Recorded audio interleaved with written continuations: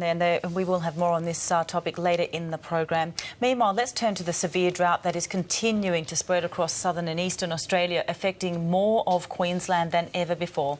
Now, this photo of Grass Hut Station near Charters Tower in Queensland was taken 2 years ago. The property is within 100 kilometres of North Queensland's stormy coast, and despite some rain last month, this is Grass Hut Station now. Well, Vicki Miller is a rural photographer and Grazier's daughter, and she knows that property very well because it's her family's property, that one you just saw. She joins us live now from Brisbane. Vicki, thanks very much for your time. Hi, thank you. Now, you're 24 years of age. How long is it since you've seen a drought like this on your family property? I've never seen a drought like this before. The last drought in my lifetime was when I was about 4 years old back in 1996, so I don't remember ever seeing something this severe. Vicki, you've said before that your dad keeps saying if it doesn't rain soon, but then his voice trails off at the end of that sentence as if he can't say any more, he doesn't know what to do. How is this affecting your parents and their ability to look to their future?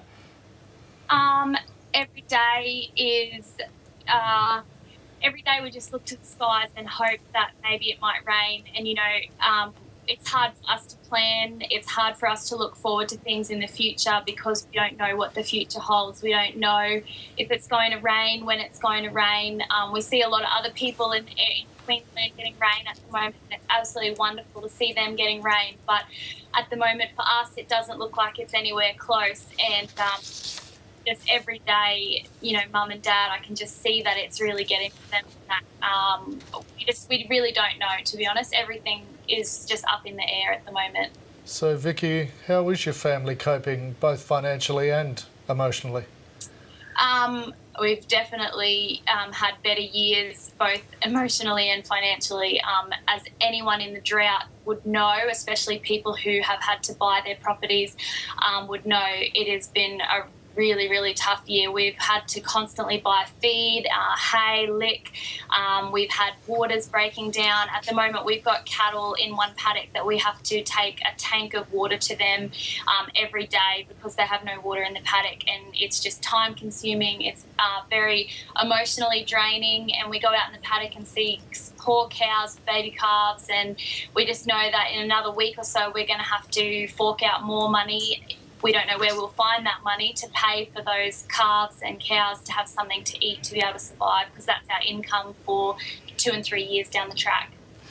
Vicki, a grazier has been quoted in an ABC Online article today saying, "I don't think any of us want pity. It's our choice to live out here." But he does say that what's causing all this grief is debt. Just how crippling is debt to people like you, to those graziers, those farmers desperately trying to have some sense of stability for their future? Debt is definitely a huge issue.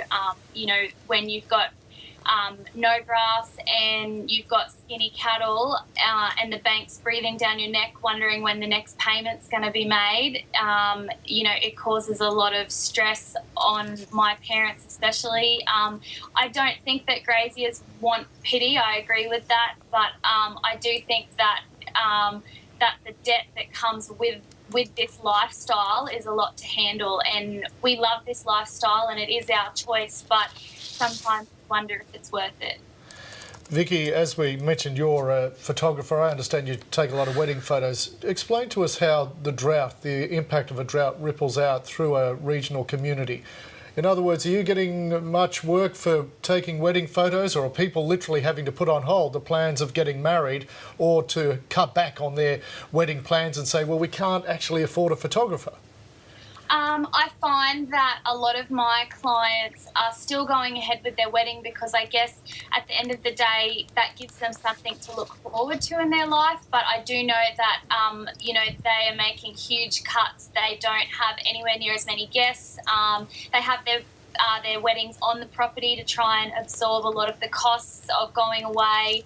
But I just find that there's the weddings and the events that I go to and that I cover, a lot of the reason that they have those is to give the rural people something to look forward to, because it's very hard to get excited about things or to look forward to going somewhere or to even be able to afford a holiday to have 1 or 2 days away from the place. So I think that a lot of my clients, they go ahead with their weddings, but they just make huge budget costs and they have them in the dirt instead of the long grass, so...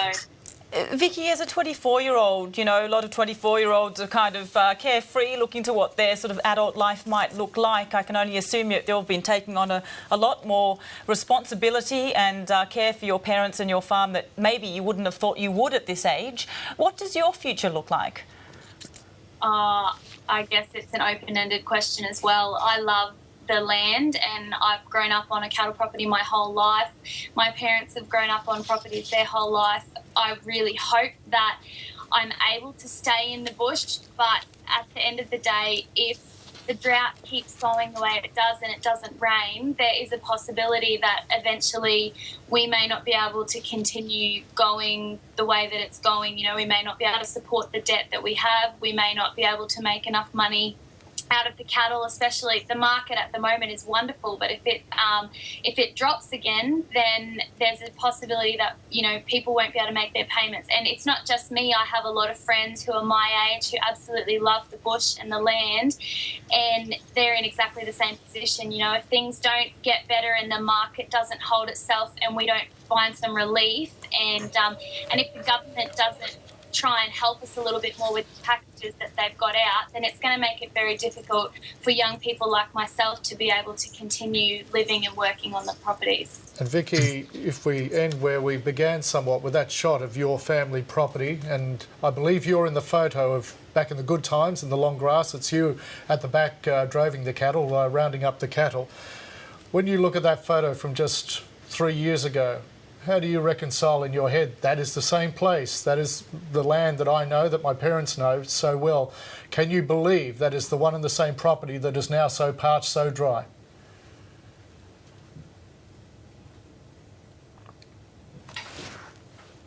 Very often, because I find that it can make us even more depressed than we are some days.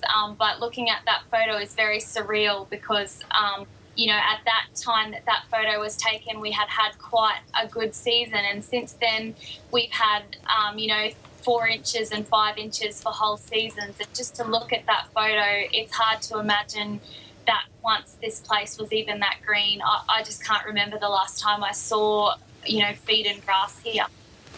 Well, Vicki Miller, we so appreciate speaking to you today, and our thoughts are with you, your family, and of course everyone else going through this at the moment. We really are thinking of you. Thank you, Vicki. Thank you very much. Thank you.